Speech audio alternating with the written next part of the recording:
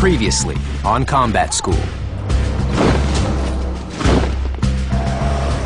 Soldiers sweat and bleed under the Texas sun. Front, Alpha! Move up! Hardcore training for a nasty desert war, where the enemy Contact! and the bullets will be real. Contact left side, ambush, over. A trial by fire for the combat rookies. They're far from ready for war. Their boss is running out of patience. You guys have plateaued. You're not getting any better. In fact, in some ways, I think it might even be getting worse. And some soldiers are running out of time.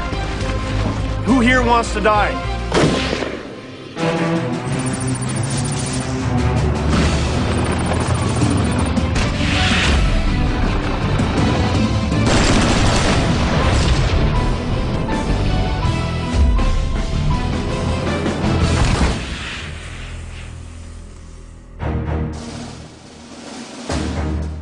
The NATO military headquarters at Kandahar Airfield, Afghanistan.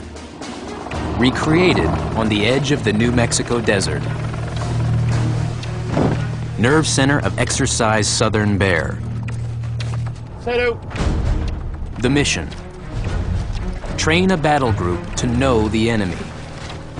Understand his turf. And learn how to find him before he kills you. After a week of basic desert skills and drills, things are looking grim for the 40 men of 1 Platoon Mike Company. You guys are not performing as well as everyone else. They're not hustling nearly hard enough on the battlefield. And some still haven't learned to take cover from the enemy. You're dead? Your individual soldier skills, I've been harping on this for a while, aren't cutting it. Okay? Lieutenant John Cox, age 25, platoon commander. He knows his men have to get their act together, and soon. So they need to start taking cover as they're firing. That's as basic as it gets. They need to get into cover. This isn't summer day camp. This is the Army. Okay? Major Cale Oberworth, Cox's boss, commander of Mike Company. We got 6 months left of training to go, and you guys have the longest way to go with respect to the other platoons in the company. Tough talk from the officer commanding hits home with the platoon's youngest soldier. He is our OC. We do listen to him, we respect him, so we might as well listen to him and do exactly what he says and prove ourselves, so, you know, we don't want him to be angry at us. Others aren't taking it quite so seriously, at least on the surface. The morale is high today. Well, it was higher, it was higher 2 hours ago, but it's still high, the morale. No matter how they choose to handle it, Oberworth's message is clear. Fix the bad habits or stay home. My job is to look out for the welfare of this company, and if there's one soldier who's going to compromise that welfare, then he's got to go. Or we've got to train him out of whatever it is he's doing improperly. But after this exercise, we're out of chances. We're out of time to train soldiers. People have to get in their head that this is training for real, and they have to treat it that way. All right, listen up. Welcome to the night iteration of the Convoy Live. Tonight, the platoon will run the same test course as this morning. Riding in a convoy with enemy targets 360 degrees around them. Enemy targets will be marked with red glow stick. Friendly will be with green. That's it. They've got one last chance to get this drill right. This time, they'll be shooting in the dark and relying on their night vision gear. Need a helmet on your heads. Get it on. The platoon's second in command, Warrant Officer Bruce Rodenizer, kicks into enforcer mode. Get your troops already bombed up before it gets too dark.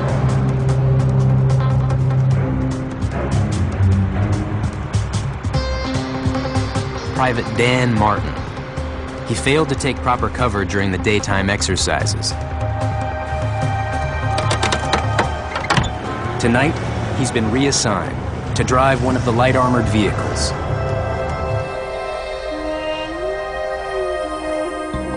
By nightfall, it seems every soldier understands what's expected. Oh yeah, we gotta be more aggressive tonight.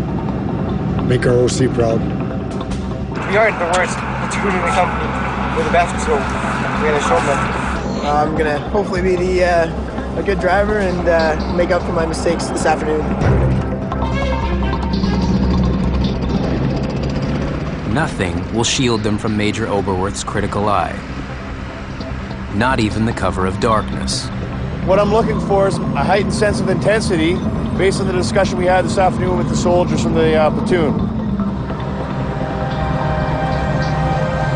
They have an idea what lies ahead, but they don't know where or when it will hit. Contact left! We have a mobility kill. Dismount! The scenario. The lead vehicle has been hit by an IED, improvised explosive device. Driver's injured! Take triple C, get in there, start shaking yourselves out! The Taliban's IED strikes are often followed by an ambush. Lieutenant Cox hits the ground and takes control.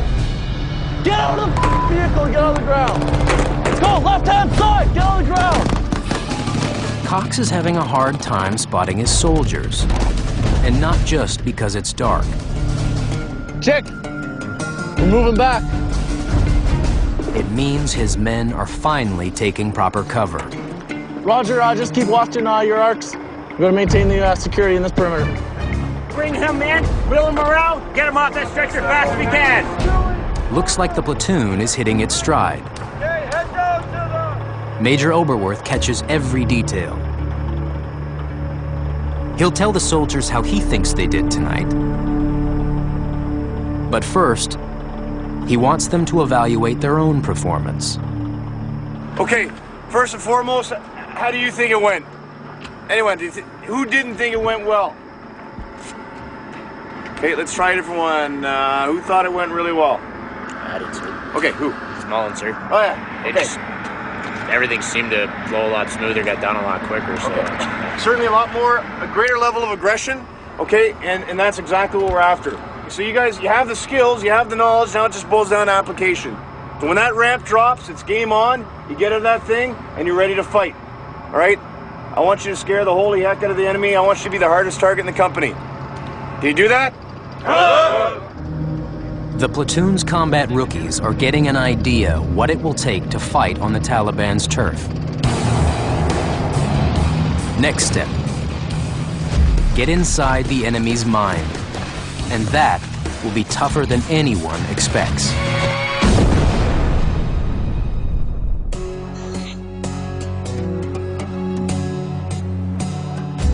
Back at base camp, a few hours of downtime for the men of one platoon before the second week of war games kicks off. Take you guys on a bit of a tour right now. This is where we brush our teeth, shave, and everything like that. As you can tell, right across from this, we have our urinals. This is our shower area. This is where everyone preps to get ready. Everyone's friendly in here, I gotta say. Week 1 was tough, but compared to the battles they'll fight this week, it was preschool. The next drill sets the tone for round 2.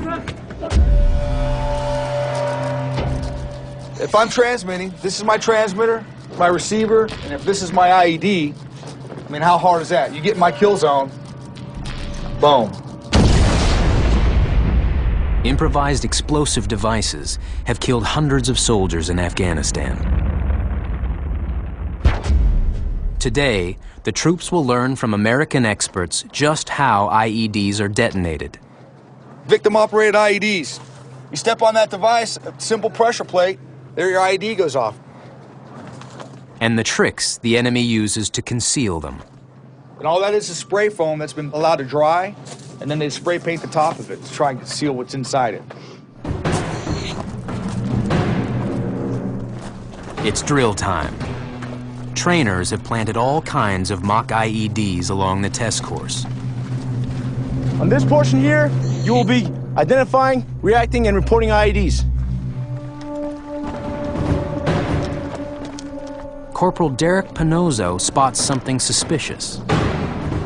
I was walking on the left side of the path, and I saw the IED device mostly buried in the side of the road with this wire leading up to it. Giant wire!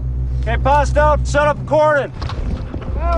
What Panozzo has discovered is known as a victim-initiated IED. This is what we call crush wire, because these little crosses right here, once you step on them, that's going to initiate the IED. A lot of the soldiers that come through kind of hesitant. You know, they see an IED, they don't react to it, but these soldiers were reacting. Most definitely IED in the middle of the road. They were moving back, setting up their perimeters. Corporal Miranda catches a glimpse of something in the back of a pickup truck. It's a 120-meter mountain road. A vehicle-borne IED, the deadliest killer of all. It's got a radius kill of 1,000 meters. That was a big bomb. Sergeant Mike Dwyer investigates what looks like a down power line, when suddenly, an enemy appears in the bushes. We got 2 enemy dead in here. Got found 2 guys hiding in the bush. Totally wasn't expecting it. You got a suitcase over here. Get away from it.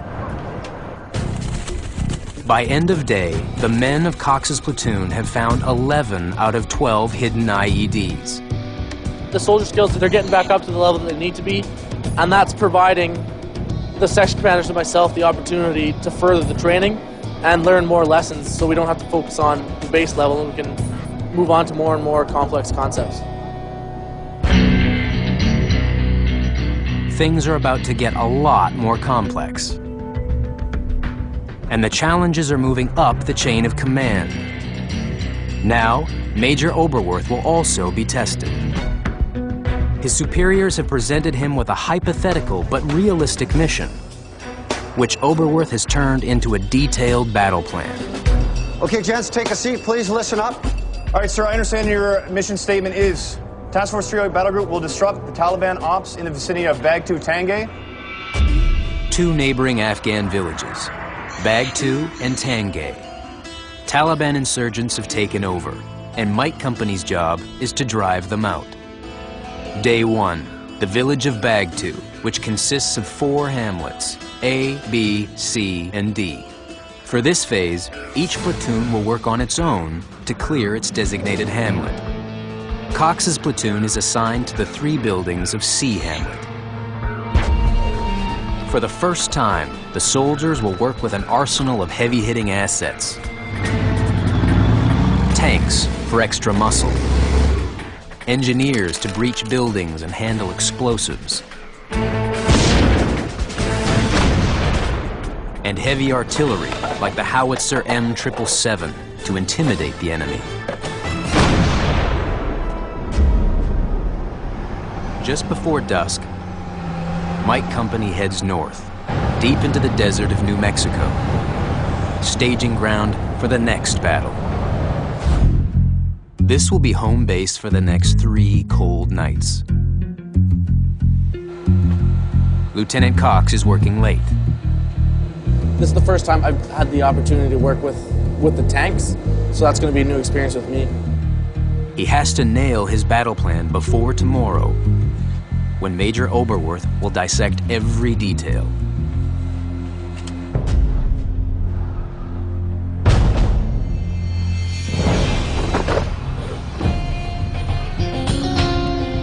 For the platoon's rookies, it's an exciting day. A chance to get acquainted with the big guns of the battlefield. The tanks. The fascination we have with the tank, they're pretty cool. I don't know what to say about it. It's just an amazing thing. It's an amazing vehicle. You know, we don't really get to see these a lot. And today we actually got to look around it, learn a lot about it. Because because we're going to be working with them the next couple of days. Hopefully one day I get to drive one of these things. It's a tank, right? Every kid dreams of seeing a tank. Back at base camp, Bravo Section's vehicle is down for the count. Until parts arrive, one soldier will have to stay behind with it. Bad luck for Private Martin. He's one of the few who's driver trained, and he got the assignment. I'll miss a good couple chunks of training, so it sucks, but I guess that's life in the military. While his soldiers get hands-on time with the tanks, Lieutenant Cox is still thinking about how he'll use them in tomorrow's battle.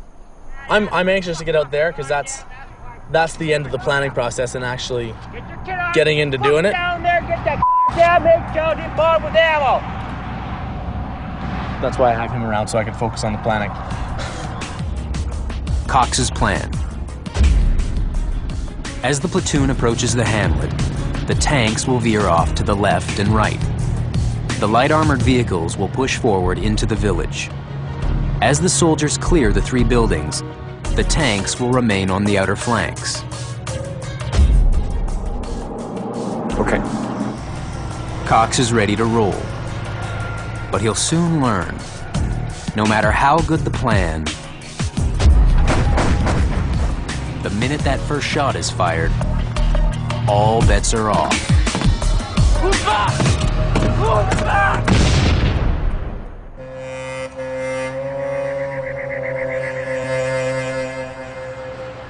It's been a short night, something everyone will have to get used to. Morning. Been layer of frost this morning. Sergeant Lewis. Yeah. You getting up? 6:30. Yeah. Coffee's on. No. Sleepy thing. It's just cold out. Lieutenant Cox has been reviewing his battle plan since daybreak. Got to bed around midnight, so then I got up a little earlier today to finish off the orders, but I got a good appreciation for what we need to do, and I think I got a pretty good plan.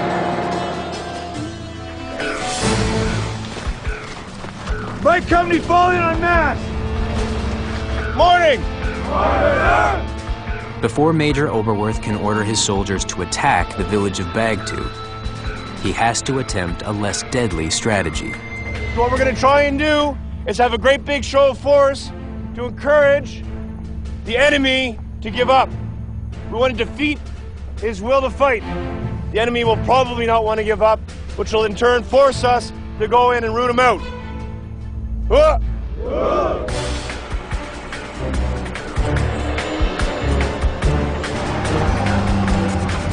Lieutenant Cox and his platoon head to a waiting area as Major Oberworth's show of force gets underway. Fast air's coming in 1 minute.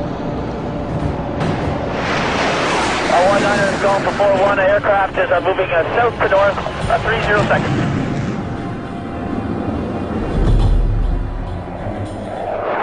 Two CF-18 Hornets thunder overhead. 19, this is the Golf 3-1. We have the aircraft. The M777 howitzers are going full blast.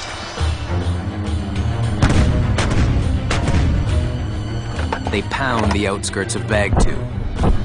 A hard-hitting warning for the insurgents to clear out, or else.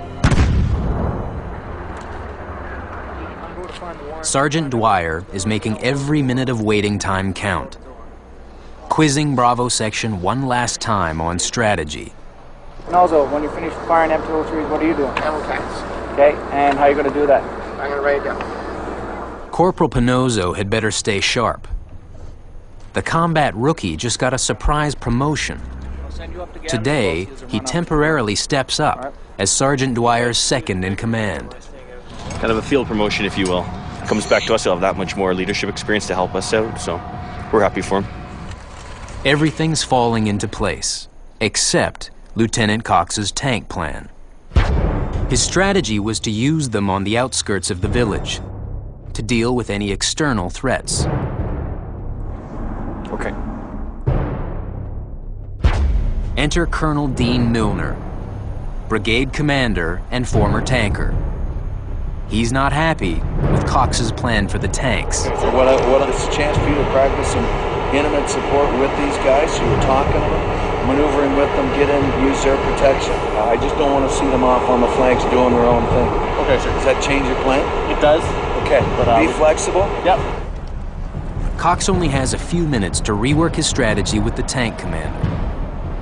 What we'll do is when we dismount, I'll call it, you guys can stop. We can just run up behind you. Yep. And then you can provide the cover. According to the new plan, the tanks will accompany Cox's light armored vehicles right into the village. So it'll be lav tank, lav. Yep. To provide on-the-spot protection and heavier firepower.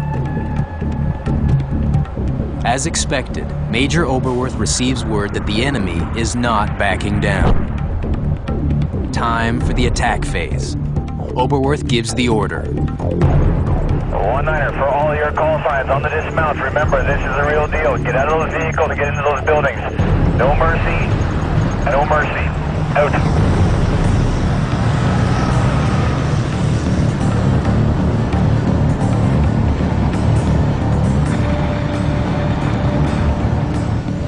The platoon heads for the village with the tanks. Fights on. We're about to take objective Charlie. The heavy guns are going to engage their targets, and we're going to go in and clear out the buildings. 1-1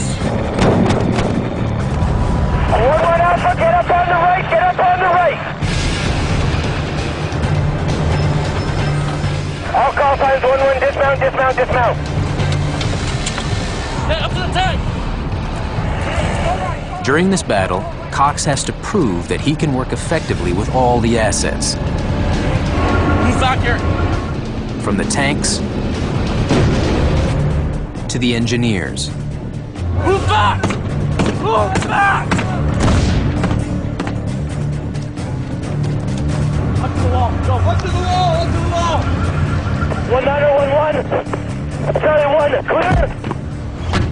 Cox is carrying out Colonel Milner's mandate. Get ready to move, boys! The tanks are right inside the village, providing the platoon with intimate support.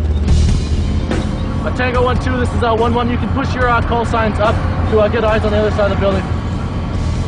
Okay, ready? Yeah. Go! Bravo, Charlie, move to a Charlie 2.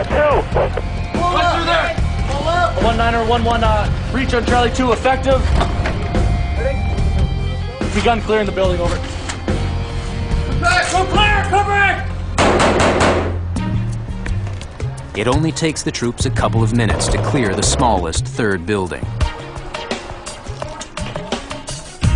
So far, Corporal Panozzo's temporary promotion has been pretty painless. Well, it was my first time being a 2IC.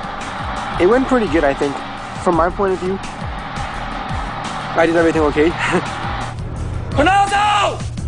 His real trial by fire is yet to come. Lieutenant Cox has proven that he can change gears in the last minute.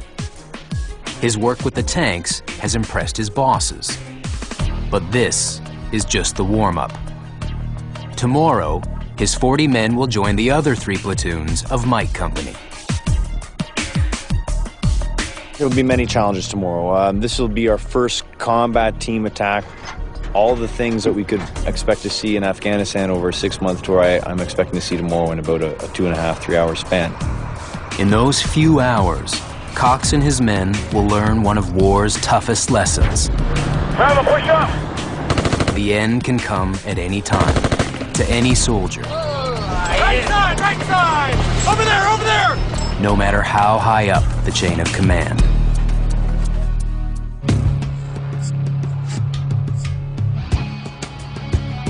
Day 2 of the soldier's toughest desert test so far. The mission: drive insurgents out of 2 mock Afghan villages and restore order.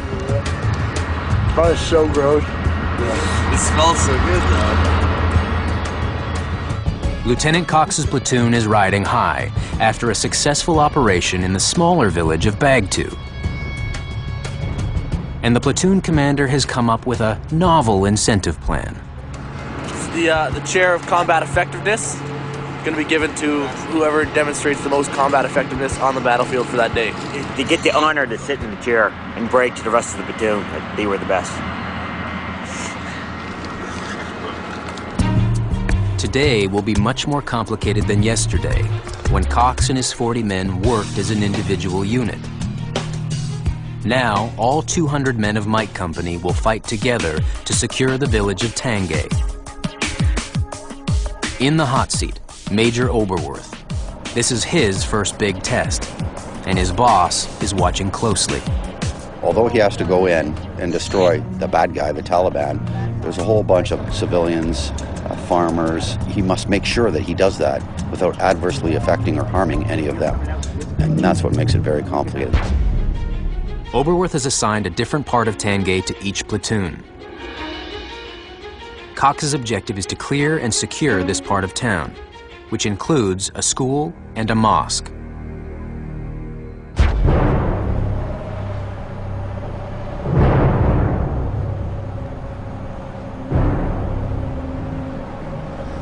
Advance.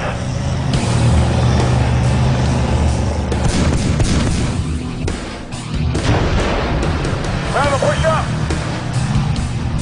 Charlie 1, this is 1-9, let's get into these objectives, let's get into the objectives.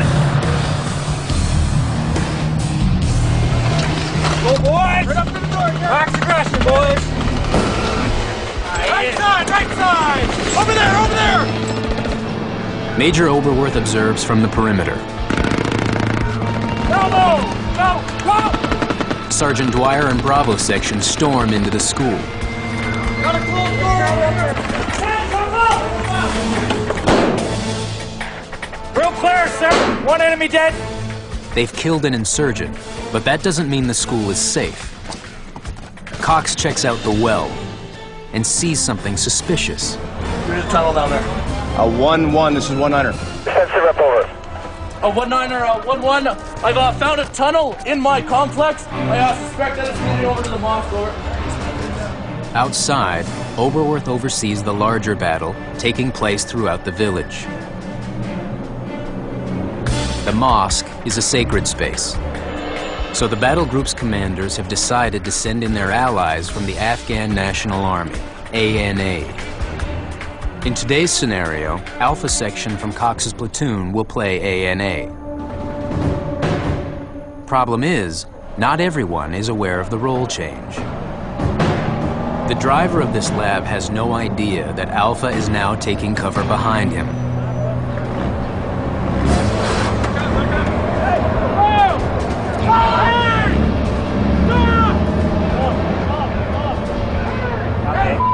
And you can't see! Pay attention to yourself! That was close to being 3 funerals. But the fight must go on. Okay, A&A, I want you guys getting ready. Cox's priority, get inside the mosque and investigate the tunnel. He radios Major Oberworth for the go-ahead.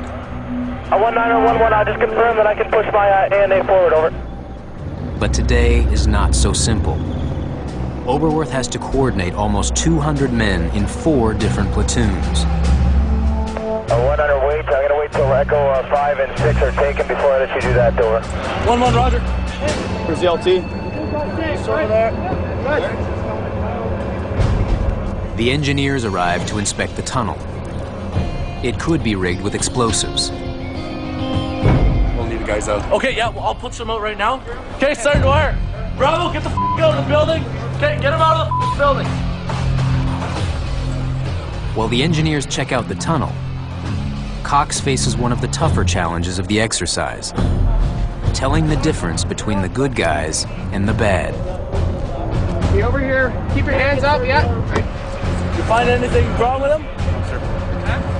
Where are you from? What's your name? You're a farmer? Get these things off him, more than CCP. Make sure you search him. 1-1, I currently have a 1 friendly priority Alpha, and 2 civilians are going to be pushing over to the CCP, over. Then, the training officers strike. They deal Cox's platoon its first leadership blow of the day. Hey, what we got over here? Casualty play, Sergeant Dwyer got his leg blown off. Sergeant Dwyer is critically injured and out of action. 1, 2, 3. That means another temporary promotion for young Corporal Pinozzo. Now the rookie has to step in for his boss. Fix yourself, buddy. Got it. Because I was a disbanded 2IC, I became the dismounted IC, so now Bravo is under my command.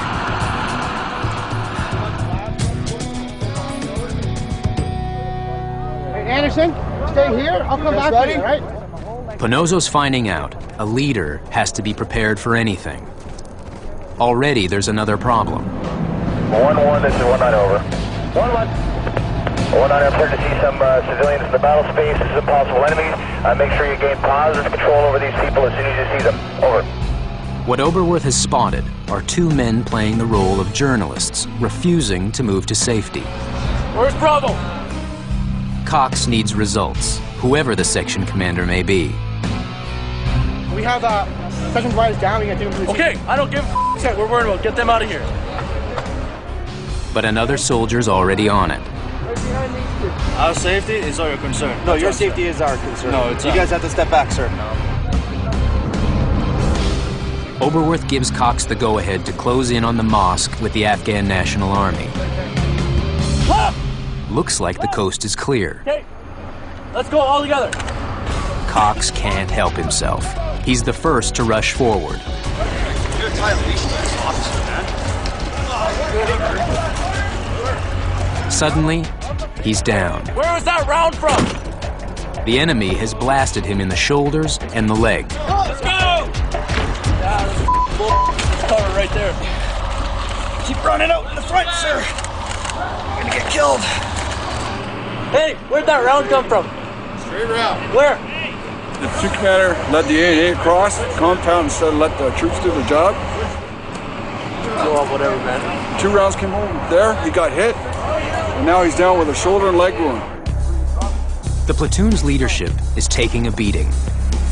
First, Sergeant Dwyer went down. Now, they'll have to finish the battle without their commander. In the middle of escalating chaos. There's people in the building! Whoa, whoa, whoa, what are you doing? What are you doing? This one's getting stupid.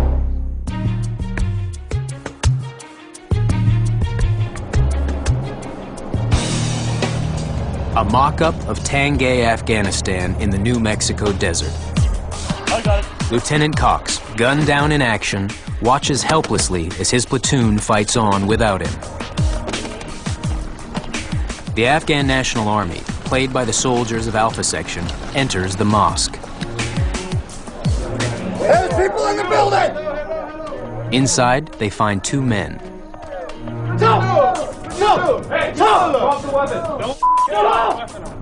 Take them out! They're escorted outside. Brody, I got hit. You're taking the fight.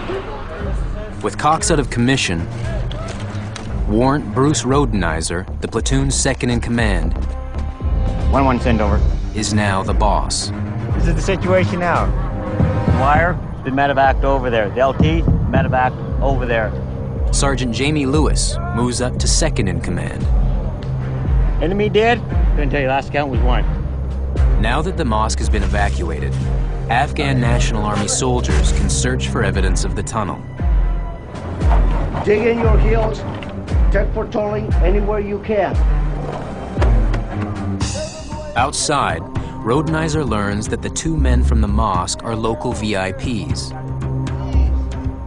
I end up having the mullah and the malak, and that's like the religious leader, and like the mayor of the town there. Watch the wall. It's critical to keep good relations with the mayor and the mullah. I am the mayor. How long do I stay on my knees like a rat? Just a little bit longer. And right now, they're in the hands of Corporal Evan Sopp. In earlier exercises, the platoon's youngest soldier has been a bit too aggressive with the civilians. Back up! Back up! Today, the role players aren't making it easy for him. Disrespect the elder, you disrespect the man. Okay, sir, come with me. He is calling the mullah sir. That's a good thing. But hauling him off by the scruff of the neck is not. Why are you taking the lead? Don't worry about it, look there. Whoa, what are you doing? What are you doing? Separating him and the mayor, they're arguing. That's okay. Warrant Rodenizer steps in to cool things down. We're going to move all these guys to the CCP for now, okay? Let's get them out of the danger area right now. Okay, be nice to them. So far, Rodenizer is managing to keep his men in the fight. But the platoon has overlooked one crucial detail. A 1-1, this is 100. Informing Major Oberworth. A 1-1, this is 100. His radio calls are unanswered. Okay, advance. He heads to the scene to investigate. Sir Lewis! Where's the platoon commander? He's been evacuated. You want roadie? Okay, get ready to dismount the back, guys. Or Rodenizer! You're down platoon commander? Yes, sir. How many other wounded? Just one more, sir. Okay, detainees? We sent one over there, one wounded detainee over there. Okay. We had the Mulek and the Malek. We sent them over to the company CCP. Okay. Failure to keep Oberworth informed is not a minor error. But that conversation will have to wait. The Major has almost 200 soldiers to look out for today. Back at the school, the engineers prepare to remove the hatch inside the well leading to the tunnel. Okay, are they good to pull? Rolling. From a distance, they ease the tunnel's cover off. Nothing blows up. But now, they have to search the tunnel. Soldiers from Alpha Section playing A&A crawl toward the mosque at the other end. The search was not in vain. Hidden inside the tunnel is an entire cache of weapons.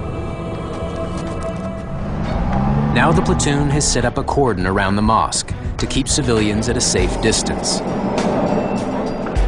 Rodenizer assigns the job to Bravo Section's acting commander, Corporal Pinozzo. Roger that. Pinozzo has never set up a cordon before, and he's misunderstood the order. Who are these guys? Who's this? Pinozzo's men are all well placed, but they're facing in the wrong direction. Pinozzo! What are you doing? Come here! What are you guys doing? Sir, we're setting up a cordon around this objective. Okay, I want you facing out, not in. That way? Yeah. Yes, sir. Pinozzo hurries off to correct his mistake. Next, he has to make sure everyone's covering a different piece of the perimeter.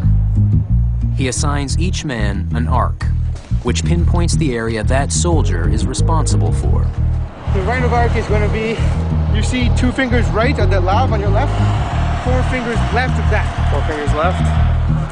Yet another lesson for the newly promoted section commander. Leadership sometimes requires a lot of patience. Right, to your right, that bush to your, at your left, other right. Just to the right of the road, and it's going to be just to the left of the road. See him? Military right here. Right. Yeah, right on. Tired or what? All this running around is... Get ready to dismount. As the exercise winds down, Major Oberworth checks in with his boss, Lieutenant Colonel Roger Barrett, who's been on the ground observing the entire battle. All of Objective Echo is secure. You've done a great job here. You need to lower the temperature in the village. Contact the mullah, the people, let them know why we're here, what we've done. Lowering the temperature will require the best of Major Oberworth's ability as a diplomat. He must reassure the village leaders. What are the damages you have done to my mosque? My understanding right now is that the Taliban has put a weapons cache in the mosque, so we're going to have to get that out of there to make it possible for you and your people to actually worship there. It's training events like these that are going to make that level of chaos manageable for us, because we'll have seen a lot of it already.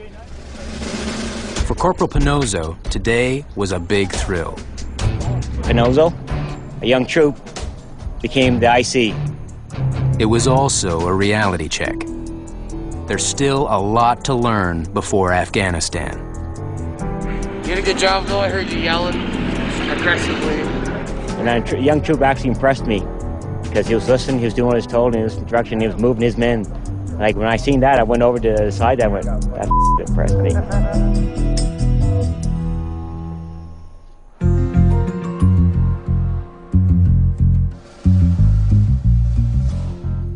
It's been the toughest battle so far for the men of Lieutenant Cox's platoon.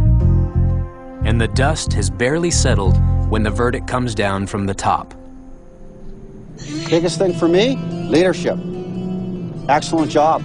Platoon commanders killed off, guys go down, sergeants, warrants, everybody stepping up, don't miss a beat. Excellent, excellent leadership. Oh. For Major Oberworth, it's mission accomplished. The men of one platoon have made giant strides this week. But before anyone moves on, a stern reminder. What to do when their leader goes down. I need you to tell me that you've lost a platoon commander. Alpha team, ready? Where was that round from? 1-1, this is 1-0. Hey, where'd that round come from? Whatever, man. When that happened, I was not happy at all. I think there's probably a few choice phrases. But the good thing about that is without me there, they were still able to do their jobs and carry on and do what they're supposed to. John has been able to step up his game, and not just his game, but the game of the platoon. Like I said, when we first came into Bliss, they were somewhat lackluster, but they've definitely turned up the intensity within the platoon. The section commanders have really stepped up their game, and the soldiers are responding, and that's excellent. Yeah, it's a beautiful day in the regiment. For the platoon's youngest soldier, intensity comes easy. For Evan Sopp, weeks in the desert have been about learning to cool down. All right, back, more. Back up. Hey. Back up. There was a point where I was very close to losing on him. Definitely something I have to work on, my anger issues. For others, the rewards have been sweet. Especially for the twice promoted in 24 hours, Panozo. Corporal Panozo, he got the one platoon chair, the chair of combat excellence.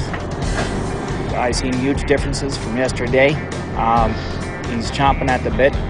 The improvements he had was phenomenal. He's really good, switched on kid.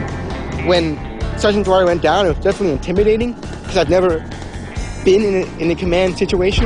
We have Sergeant Dwyer's down. We got to Okay, I don't give a shit. We're worried about. Get them out of here. Apparently, I'm pretty good at it. I didn't know, but it's good that if I have to, I can. Feels good. It's a bit of motivation for them to keep doing what they need to be doing. At the end of the day, it's a chair. I could give them a paper cup as long as there's some meaning behind it, and they're gonna hopefully work towards wanting to earn that. So everyone's doing everything they can to be the best soldiers they can be.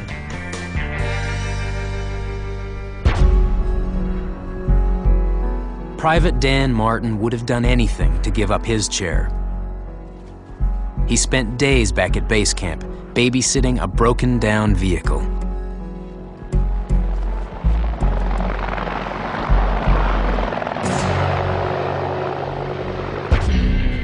The soldiers of one platoon Mike Company will be leaving Fort Bliss with an arsenal of new skills. Troops actually stepped up to the plate there, and I'm really, really happy the way they progressed and what level they're at now. I knew it was there all along, is that some of them just need that little nudge, and it was there, and so yeah, I'm quite happy the way they're now performing. I think the thing I'll remember most about here in Texas would be the bonding experience between everyone in our section. That and Lieutenant Cox giving me the chair. Excellence. Chair combat excellence. From here, everyone heads north to Wainwright, Alberta, where training kicks into overdrive with an even tougher round of tests.